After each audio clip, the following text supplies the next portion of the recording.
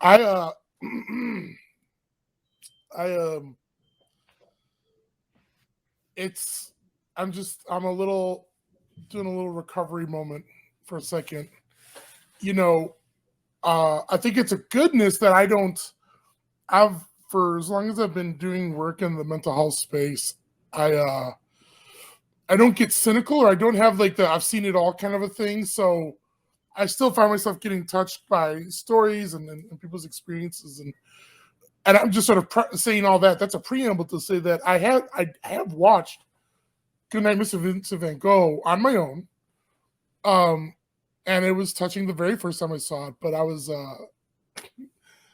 obviously watching it again right now, and it you, excuse me. So I think the part for me that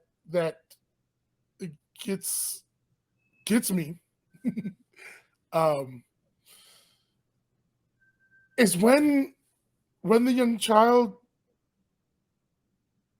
starts talking about if she said, will she die? And I don't know, that just chokes me the heck up uh, um, every time.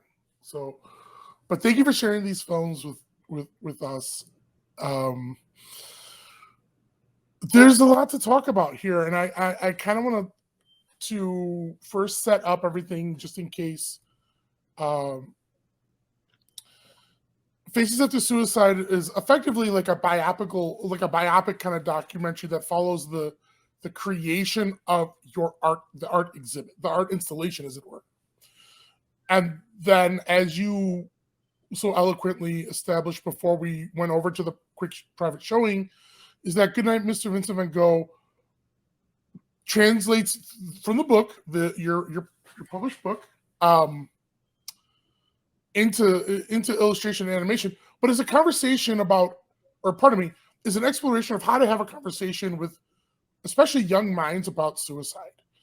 And I think one of the first things I kind of want to talk about here is that with the art exhibit or installation, I'm not necessarily sure what the most appropriate title would be, but I think both serve to the point.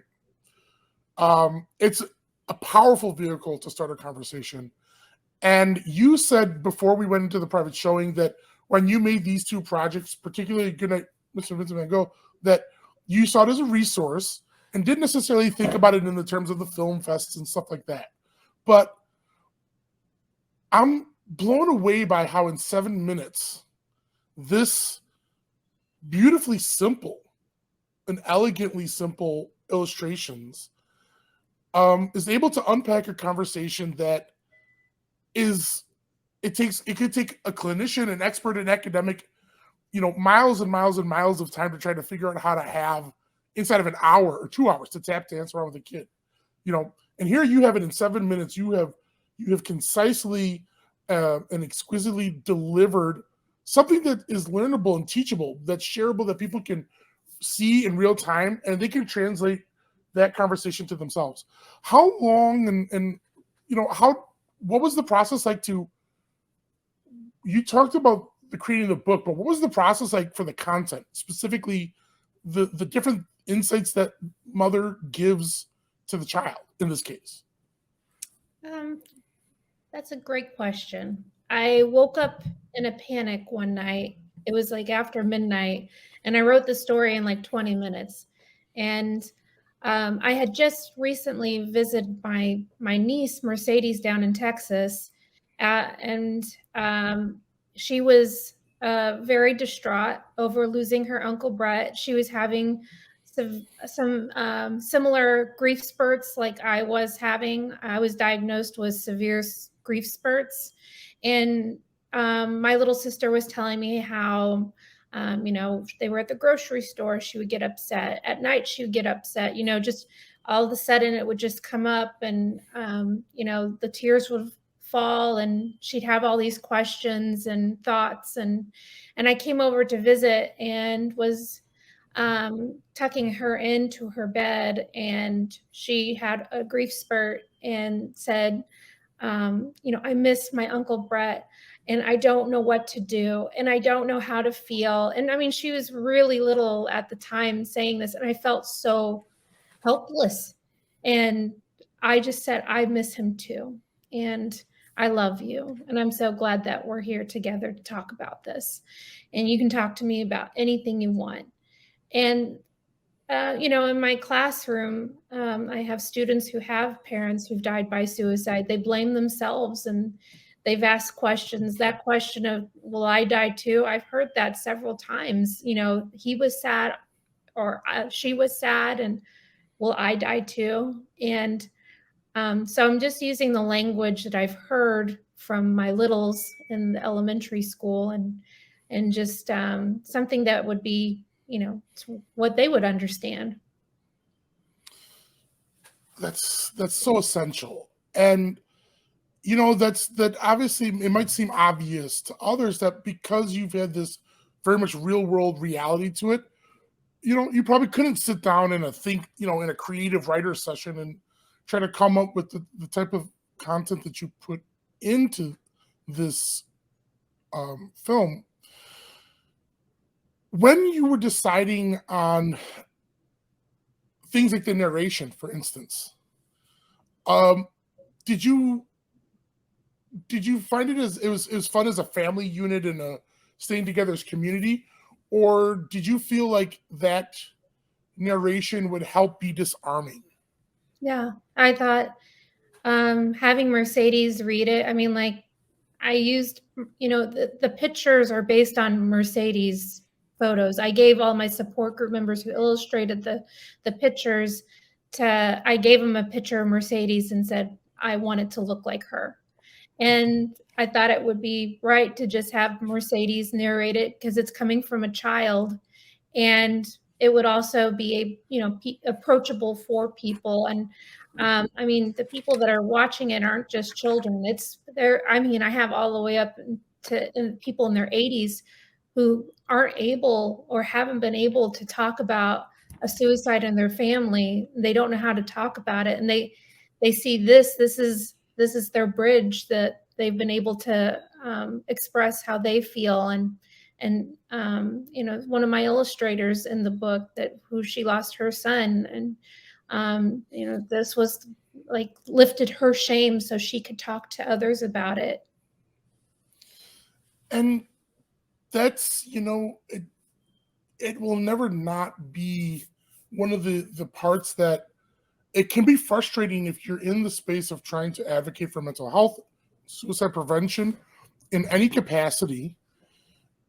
Is you can the silence is something you can almost wrap your head around constantly, in that, okay, it's a sad topic and that's a silence, but it's the way stigma creates these obstacles, this shame, this aversion response, that for all the pain and hurt that's out there and the not wanting it to be there, we don't want anyone to ever have to have gone through this, as is directly stated in Faces After Suicide, as you talk about. With Van Gogh, with Goodnight Mr. Vincent Van Gogh, the emotional behaviors that the young girl demonstrates in the classroom and then coming home, not making dinner, for you, putting those in there, you wanted to put those in, let me rephrase that. Putting those in there was a way for sort of demonstrating signs of unwellness that maybe we ignore all the time? Or what were your motivations for really highlighting, you didn't depict her, and I don't mean to be superficial, or silly about it, but you didn't depict her as she sits in a corner and cries and somebody finally asks, oh, what's wrong? You sort of mapped out a sort of behavioral pattern that could be completely overlooked as problematic. What were the motivations for doing that? Because again, from your elementary background, or how did you map that out? I see it all the time in my school. I have over 400 students that I teach, since I do art and teach art. And when kids are showing, anger. They don't know how to express their feelings. They're standoffish. They don't want to talk about something. Usually something's on their mind, especially if this is not their typical behavior that they've demonstrated. And, not just with littles, I mean, adults too, we do the same thing when there's something that's going on inside of us. And maybe it's too overwhelming, not sure how to talk about, especially if there's the stigma attached to it.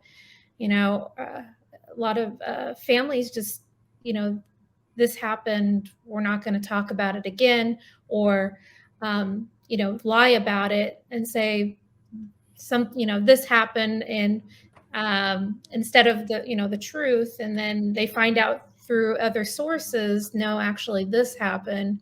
Oh, now I've been lied to. Like there's so many different situations that can rise up, but acting out in not typical fashion for that person, that human, showing that frustration, that anger, but having somebody to come over and ask them, what's going on, I'm here for you. It's not just how is your day going, it's like I really want to know how you are. You're important to me. And that highlights something that seems so essential. At the network, we're constantly talking about, if you think of your mind like a bottle of soda, and it could sink up and fill with pressure and explode as a sort of illustration. But when we talk about the things that build up pressure, they can be things internally or externally. But when we're letting that pressure out, and this weekend, this festival, we're talking about celebrating self-expression because that's how we communicate our mental health. I think one of the things that's hard for people to learn is the fact that, again, communicating mental health, because of stigma, crying all the time, which is kind of turned into a sort of like mainstream caricature that's what mental health is. So some of these, and I'm going to use this illustration because it's so popular, but it's not comprehensive. The idea of somebody sitting in a corner and crying, like, oh, okay, well, that's mental health. But as you've talked about,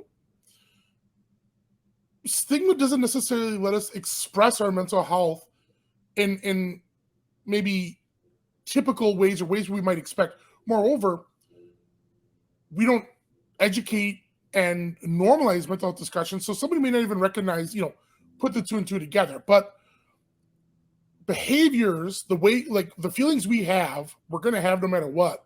And how they end up getting projected outward isn't just the idea of the crying person.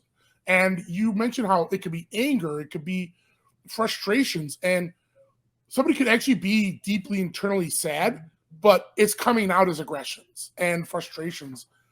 And it seems consistent that a lot of times, especially adults to youth, but even, peer-to-peer adult and young adult, take your pick, we respond to people who maybe are expressing frustrations and anger about things as if it's like a problematic, like it's a judgment, like, it's punitive, behave, stop doing that.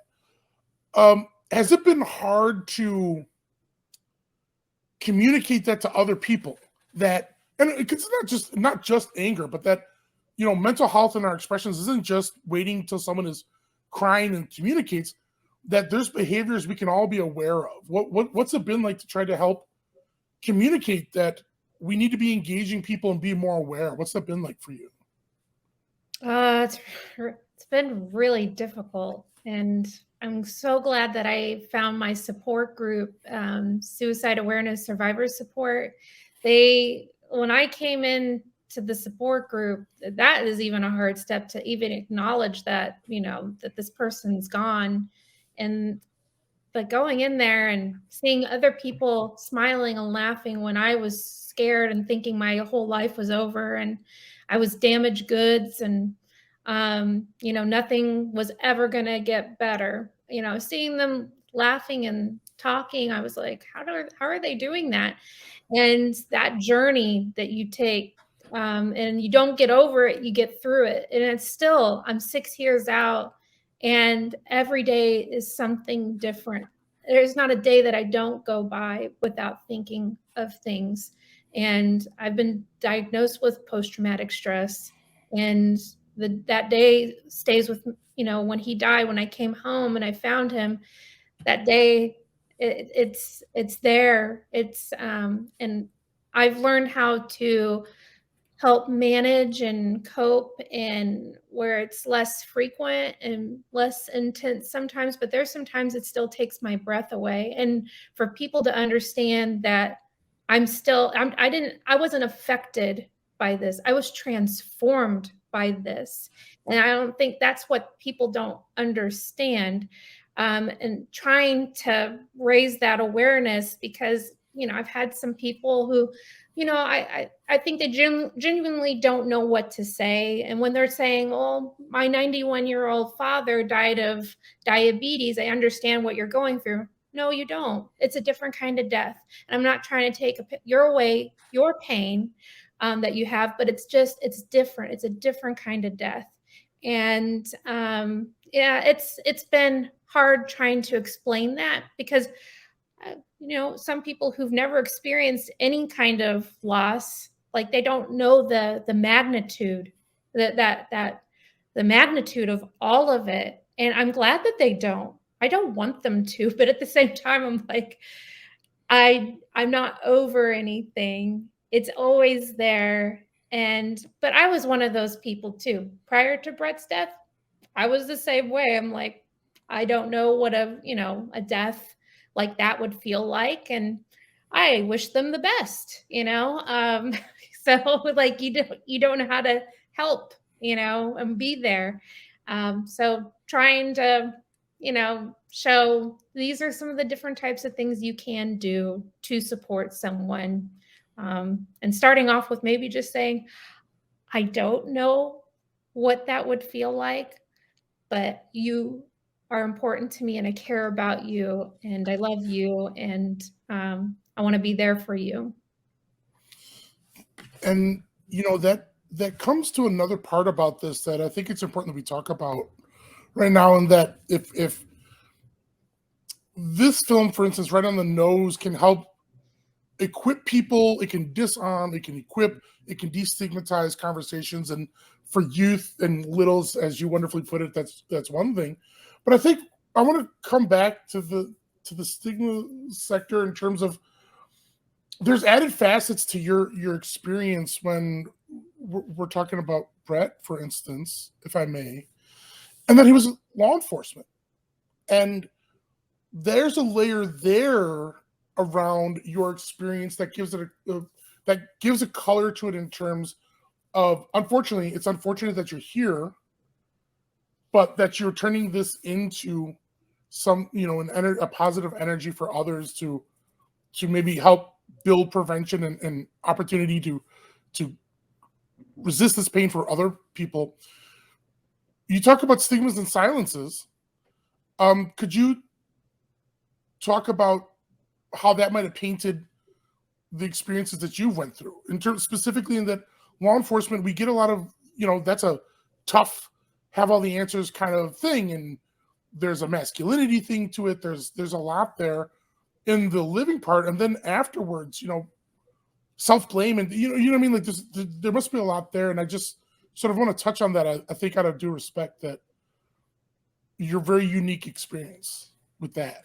Yeah, and when I found my husband at my home, and I called the police department, screaming, and they came, and it was his department who had to come, because you have to live where you work in the city. And so the Kansas City, Kansas Police Department came, and I'm on my hands and my knees, dry heaving on the ground outside in front of my husband, and I'm screaming for them to help me. And nobody came to help me. And they all just looked at me. And I don't think that they knew what to do. But I also think that they knew that that wasn't the right thing to do. And they all stayed away from me.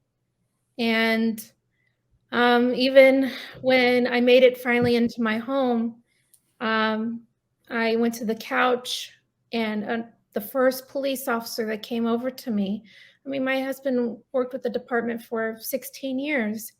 And the first officer that came in, he was frustrated. He looked annoyed and mad and pointed his finger at me and said, "Sit on that couch and you will stay there." And I didn't know what to think. I didn't know what to do. I just kept thinking law and order in my head. Like, I don't want to mess up any crime scene. And that's exactly what they treated it like, was a crime scene, a homicide, not a suicide. Like, they came into my home, and I felt like I wanted to do anything I could to bring back my husband. I was willing to do whatever it took. I was so out of it. And they came in and asked me to sign some consent to search forms, even though it didn't happen in our home. Since it happened in our garage, they said that I would still need to sign those forms. And I wanted to do anything to help. And in that moment, I didn't remember, but my late husband, he had this very methodically planned for a very long time. I feel like he even had this plan before we even knew each other. But he had told me that if any cop came to our home without a search warrant, never let them in. And when he told me that, I didn't think anything of it. I just thought he had been acting so odd and strange with his behaviors that I go, should I be worried about something? And he repeated what he said to me again. And I should have listened to him. I should have remembered in those moments, don't let them into the home without the search warrant, because all they did was they collected their evidence against me. We had marriage counseling receipts on the printer. They took those.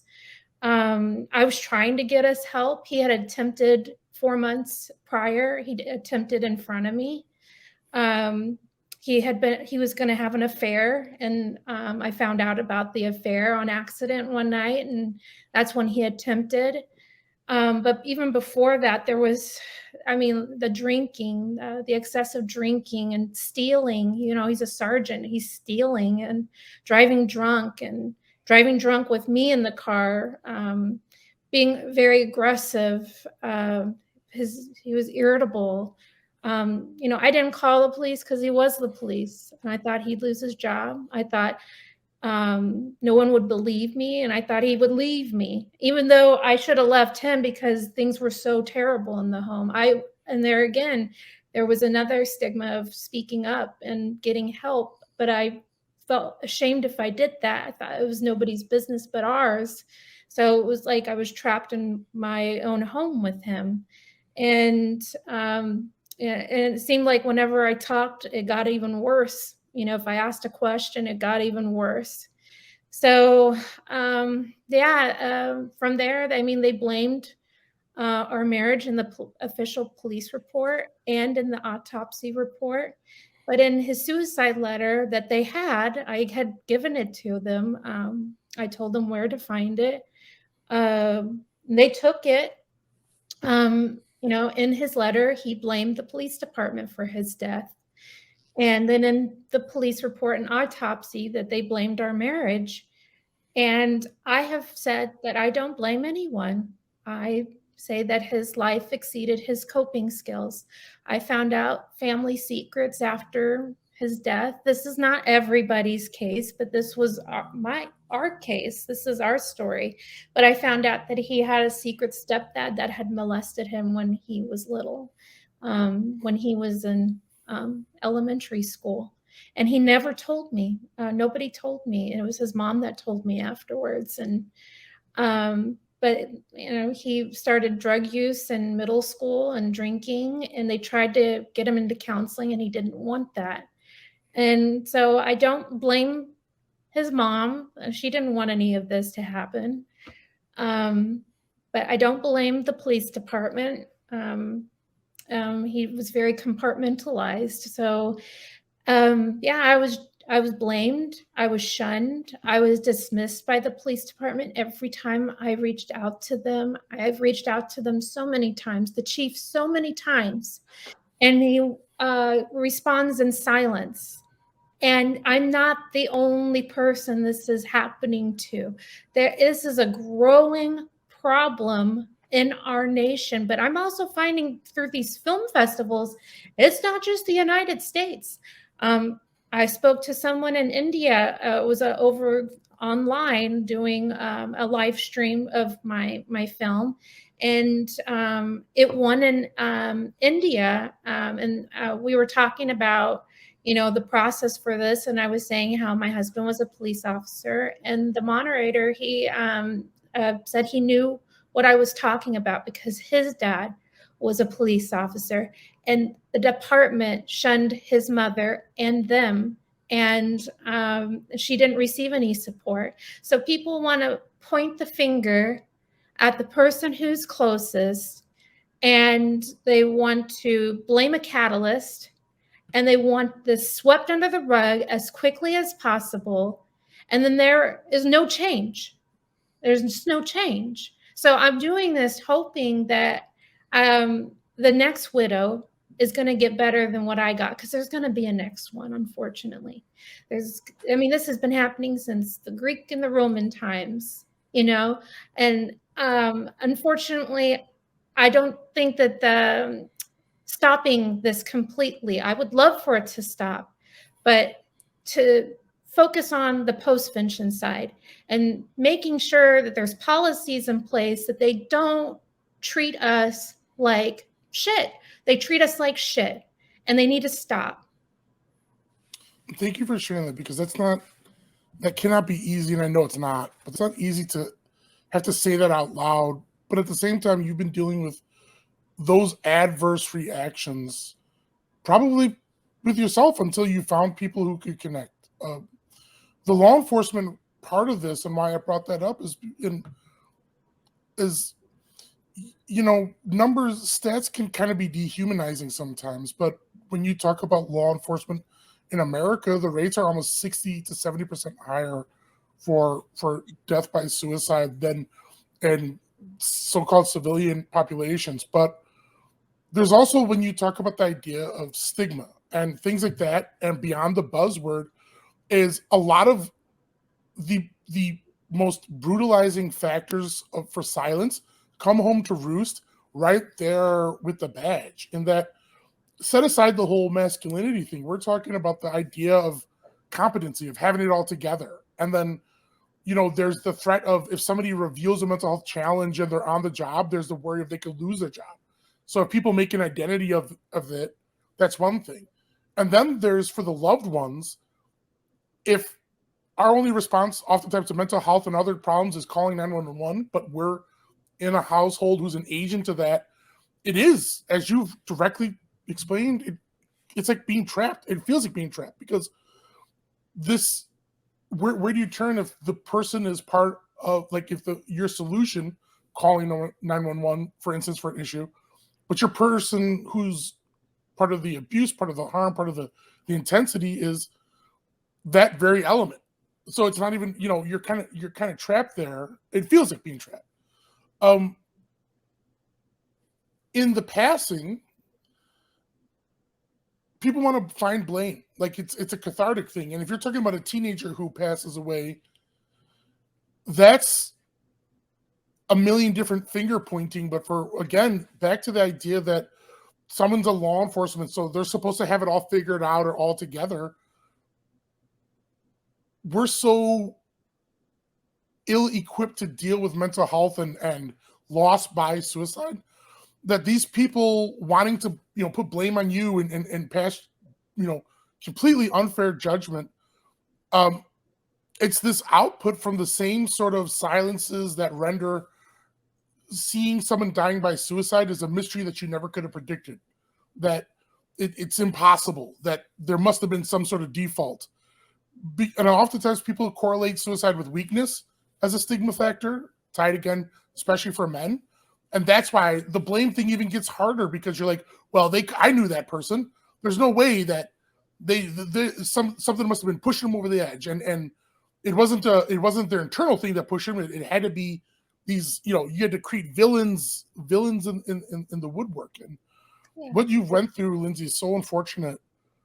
But I'm glad. Oh, I'm sorry. Go ahead. Well, no, I'm just saying, I'm glad that you're able to be in a position where you can share that, as you've correctly already, I just want to underscore the fact that there's a lot of people who probably tragically are living in a almost terrified silence, because if suicide is interrupted and invaded their life, their household, their family through the law enforcement intersection, there's these added things, these added intensifiers. And I didn't mean to cut you off there, but No, you're fine. I was going to say, when you say they see it as sometimes as a weakness, well, at his funeral, even his chief wore a suit and did not wear his uniform. And I had thought that every officer gets a uniform at his funeral. But this man was standing there with a suit on. I had not all, but there was a noticeable amount of the department that were skipping over me and glaring at me at my own husband's casket. It just felt so wrong. And the whole funeral was even like split right down the middle, like divided, where my family was on one side and my friends and colleagues that came. And then the other side was all of the sea of blue. It was all these officers. And I could see the difference. My family could see the difference. And then even afterwards, at the FOP Lodge, the Fraternal Order of Police, which my husband was a member of, they had some local brewery bring some beer and just open up that space for anybody to come. And so when I came and I arrived, people left. No one talked to me. I had to go over, and I was trying to talk to people, but they were very uncomfortable around me. And even asking the department, the liaisons, if I could get the phone numbers of he was a bagpiper for the honor guard, and he had there was another bagpiper, and so I said, could I get his phone number? I'd really like to talk to him. And they said, well, we're not sure. We're going to have to see if that's okay with him. Would this happen if he had died in the line of duty? Would this happen if he had died any other way? Absolutely not. This was like, the finger was pointed. They had already made their judgments, and they had no idea. Brett wrote, and even in his suicide letter, he said, it was always you that kept me going. This job has changed me into someone I don't even recognize. And, that part they don't even know about. Like, they don't want to know. That's the thing. It's like you try to show them, they're like, nope, we're just going to meet her with silence. But there's ways around that. That's what I'm showing with these films and the book and the art. You're going to get roadblocks in your life, and there's ways around those roadblocks. If somebody doesn't want to listen, you can go around them. And I thank you for that, having the courage to be able to speak about that, because that's really one of the most essential things here that we're getting at, is the fact that, and maybe it's I don't want to be prescriptive and say maybe it's not necessarily around them, but it's, the conditioning that goes into creating these false illusions about what mental health is and isn't. And the way people have to hardwire these beliefs that it's about, you can tough things out and you can, you'll get over it and this, that, or the other. It gets wired into people's sense of being and identity. And so part of me, and because we care, and I certainly respect the work that you've been doing, I find it innately easy to want to get frustrated and angry at them. And I'm not speaking for how you respond, but there's another part of me that understands, and I think your work clearly demonstrates this, that we have to also appreciate the fact that sort of almost hostile, well, no, it's not almost, that hostile response to you is also a direct reflection of the depths and intensity at which stigma plays in our lives and shapes our responses. Because there are teenagers and young adults and senior citizens who die by suicide who aren't involved in law enforcement, but they will have family members and households and communities completely torn apart and divided and looking for blame. It becomes a response for some people that it's blame and anger and frustration, and the only way that they can manifest the grief of this death by this way is pointing a finger and swallowing up all that sadness and turning it into an anger, and it becomes it's there and it's toxic and destructive, but it's their coping mechanism, and that doesn't give a pass. That shouldn't minimize how you experienced it, but I think it's important that we underscore that that's what we're seeing. This, it's unfair to you and it's wrong, but I'm so glad that you're able to look at it as, I'm going to persevere through this. I almost didn't. I mean, I blame myself. I blame myself, and what they wrote in that report, I took it in and I agreed with them. When I sat down and gave my report, I blamed myself like a good little suicide widow. I blamed myself. As soon as I found him, I blamed myself because I had yelled at him that morning. And I've heard this from time to time where widows say, I yelled at them, and or we were going to get a divorce. And me and Brett were almost going to get a divorce. Finding out about that affair it ripped me up inside. He was my high school sweetheart. We met when I was 15, and I kicked him out of the home. He was on his own for a while. He slept at his best friend's home, but we came back. We were going to marriage counseling, but he still wouldn't give me some information of our username and password to our bank account. And that was what the fight was about, because I wanted to know what was going on in our account. And it was both our money. And so I wanted to know. And I yelled at him that morning, if you don't give it to me by today, you will have no home here. And I left without saying I love you. And I came home and found him. He had left the username and password. He wrote it up on our dry erase board on the refrigerator. And then, I was deathly scared to go to the bank to find out what was in our account. And my dad was like, we have to find out how much money you have. And we have to know where your bills go. And so I finally got a statement printed off, and then I saw what he was hiding. He had taken out a huge loan, and he had paid off all of our debt in secrecy. And in the state of Kansas, whoever signs for the loan is responsible. So I didn't have to pay back a penny. When I said he thought about this methodically, he had been planning this for a while. So, and the police department didn't know that. So does that sound like to somebody that wanted to, stick it to me? Like they wanted to hurt themselves to hurt me? It doesn't sound like that to me. I think that he was trying the best that he could to take care of me, before he left. So it pisses me off that people want to. Women are already undervalued as is. So it's easier to point to the widow instead of the widower and say it's that bitch. It's got to be that bitch. She must be the reason why he did it. And to be clear, because I'm going to have to do a little pushback here too. You don't continue to blame yourself, do you? No. My group, they helped me. But a year and a half after he died, I attempted on my life. I never had those feelings in my life before.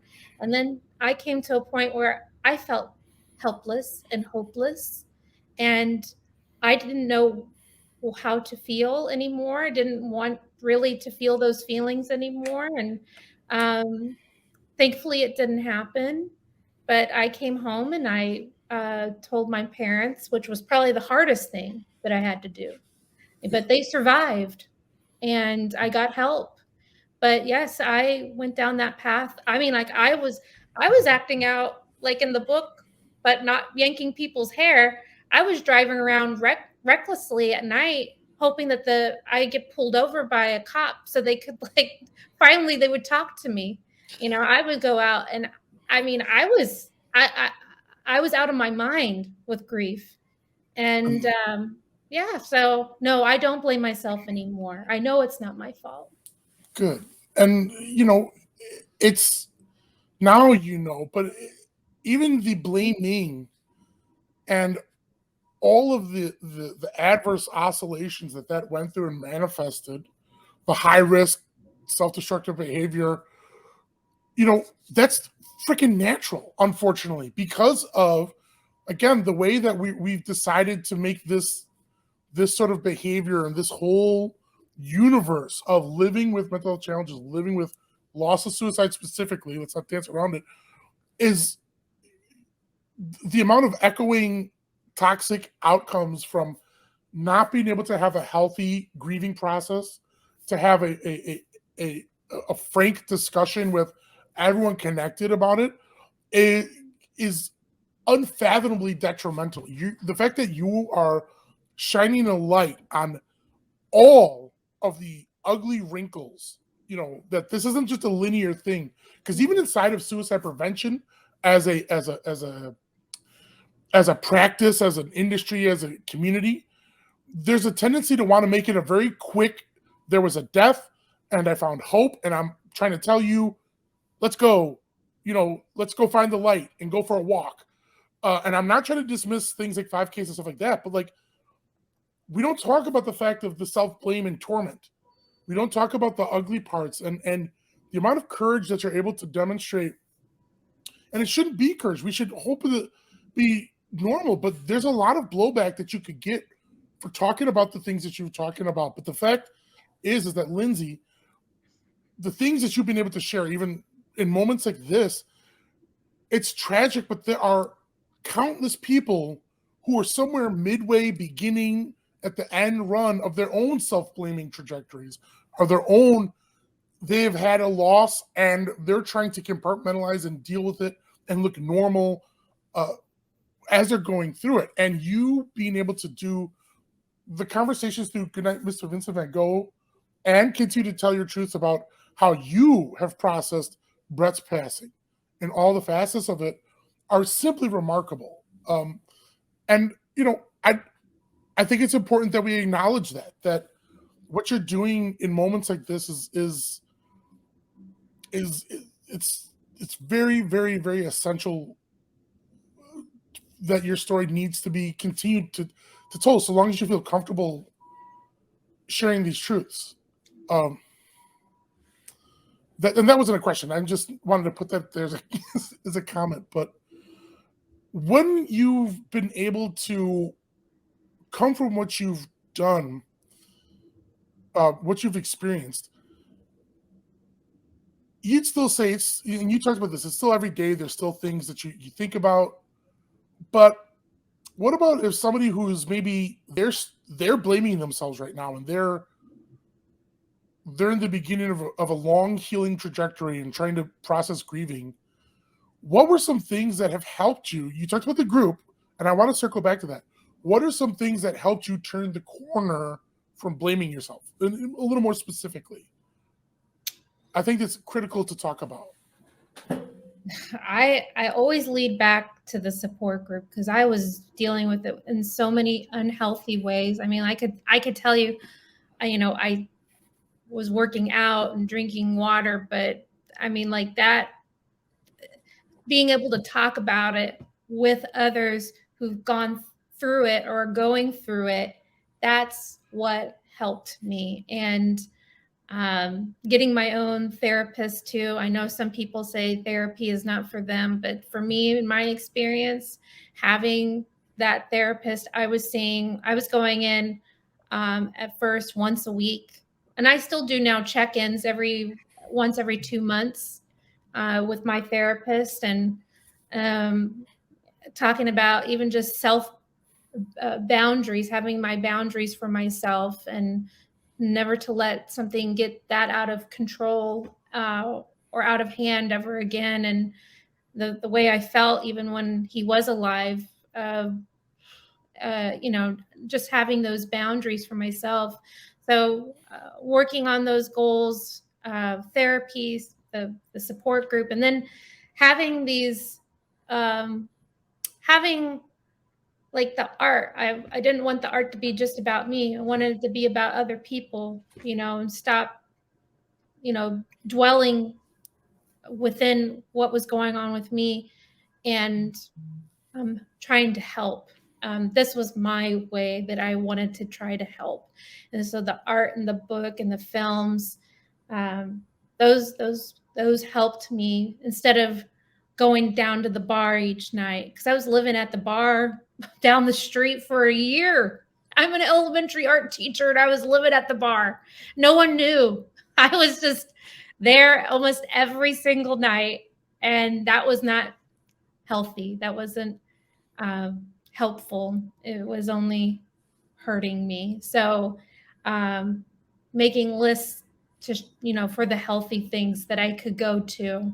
But it was like survival mode. So when somebody's telling me, how they're coping with it, I'm sitting and I try to listen, because that first year is like survival mode. You're in fog and survival. And then the second year is like the fog settles, and now you're like, oh crap, now it's like survival times two. It's like, oh no, the fog is lifted. So that support group meant so much, and it still means a lot to me. And I was a facilitator, and then COVID kind of happened. We have some online support groups, but we have some great facilitators who do that. And I've been busy with this, but I still am able to check in once in a while with some really great friends that I've met in the support group. And I'm so glad that you found those tools, because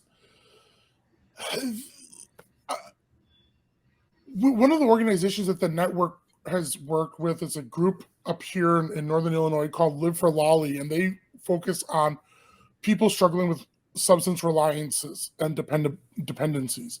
And the correlation between substance use, verging on the point of abuse and addictions, is almost a one-to-one oftentimes. And why I bring that up in this moment is that, again, it's back to the same circle around our lack of mental health education, our lack of understanding about self-expression and things like that, like, we'll do anything to feel better. We'll do anything to cope. And in a point of grief and trauma, when the psychological injuries are tantamount to a broken bone, and, unless you've been there, people not be able to appreciate that, we'll do anything to feel better. And substances and different behaviors that, whether it distracts us or numbs us, turns the volume down, lets us focus on something other than that throbbing problem.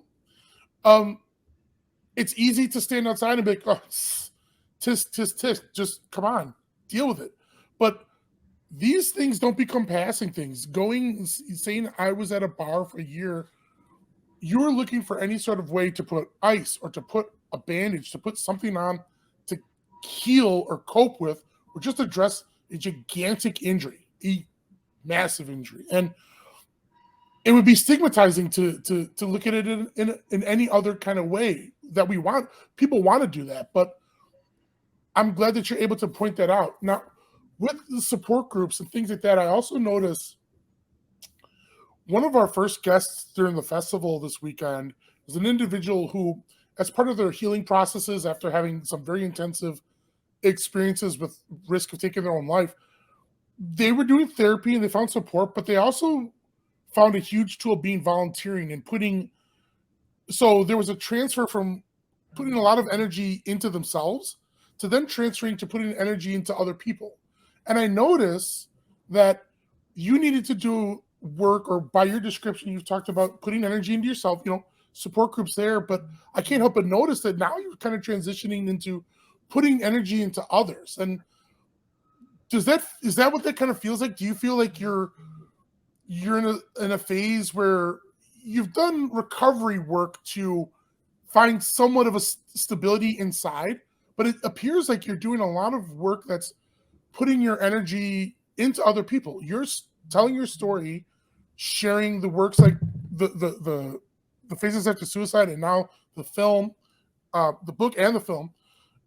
You're putting that out for other people to engage. Does it feel like that? Is that kind of, would you agree to that? Is that kind of a thing? You feel like you're starting to now put yourself into other people's lives? Like, do you see what I'm saying by that?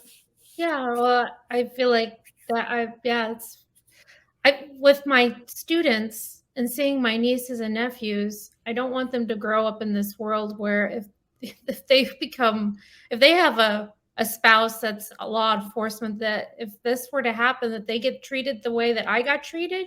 I don't want that ever for anyone. And like I think we touched upon it, or you said it, but it doesn't just happen with law enforcement. It happens within families and communities. I'm an atheist, but there's a lot of people in my support group that are very religious, and it happens in their churches, where they say, your loved one's burning in hell, or I thought you were a good parent, or, and they say terrible things. I'm not sure if they know that they're not helping or what. I don't know.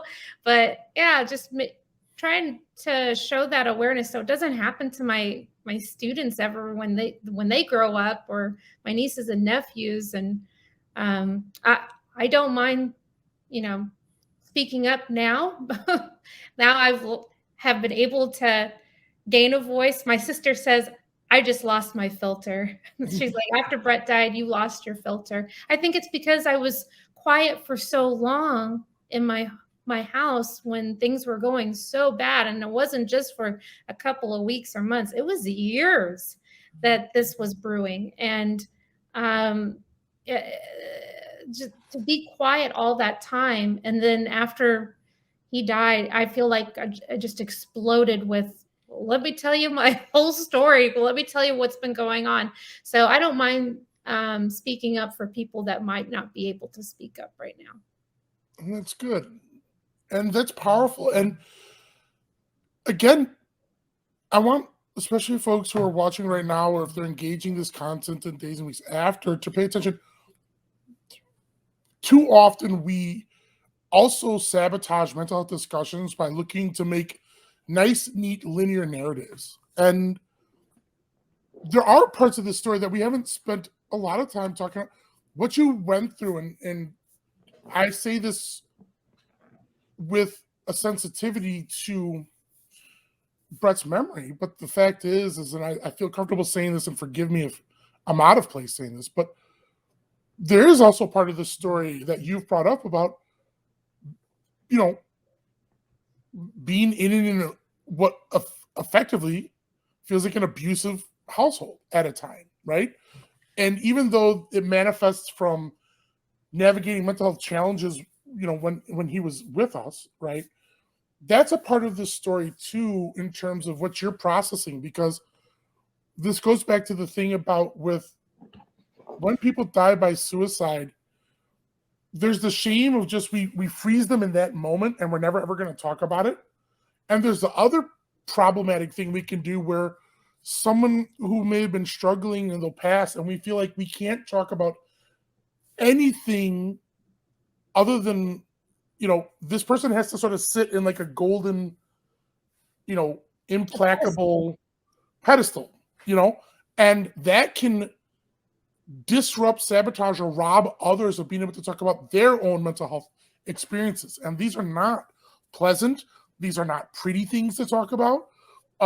It doesn't work if you're giving a speech at the local 5K, okay, for these things, but that's not how mental health is. And we take pride at the network of not trying to sugarcoat these things, but being sensitive to the total reality here. And it's important. Your continued frankness. You talk about a filter, and I think I'm not trying to doubt your sister or argue with your sister, but I think you've broken some of the veils that we often have, and you're speaking your truth regardless, and the only filter I see is a filter that wants us to veil and stay in silence and sugarcoat, right? And you're clearly living in a full mission, in a full-throated truth.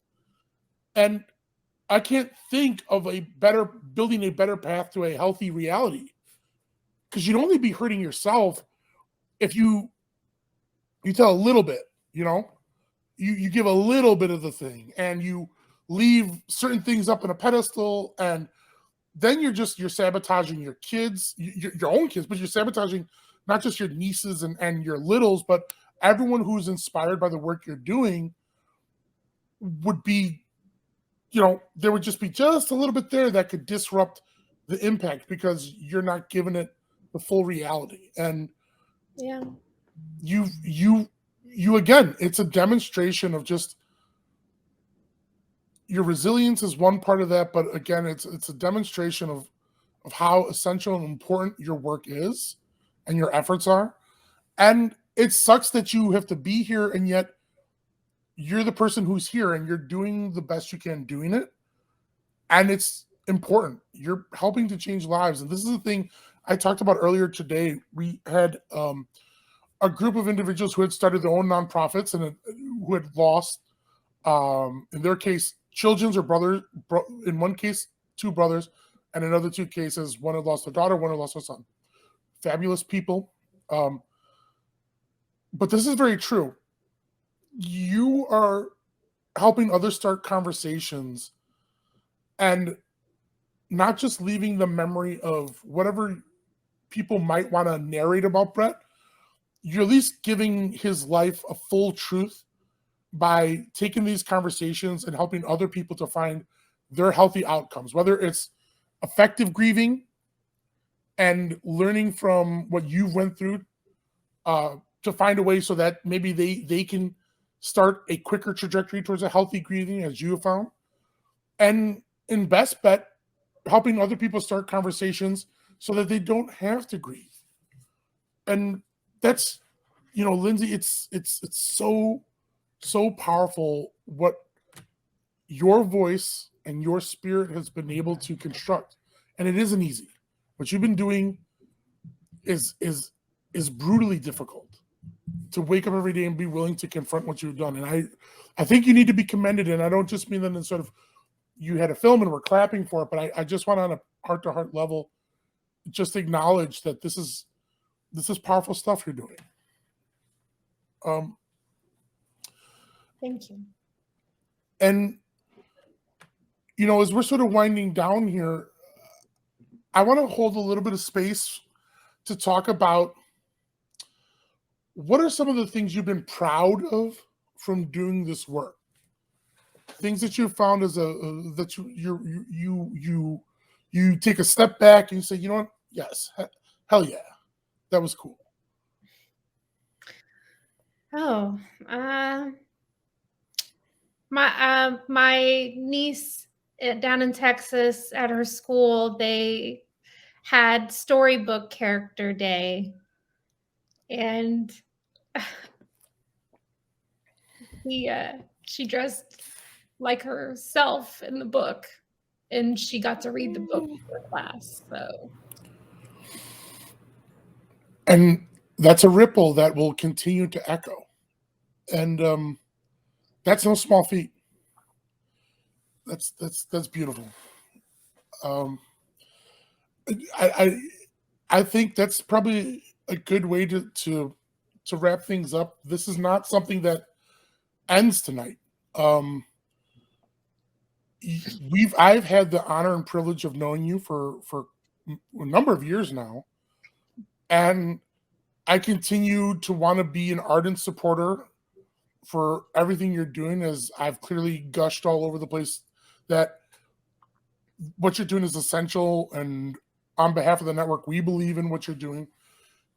And I think that this process of taking Goodnight Mr. Vincent Van Gogh into the film festivals, yeah, you could throw it up on YouTube and it could have a life, and that's a thing, and that's great. It's perfectly fine.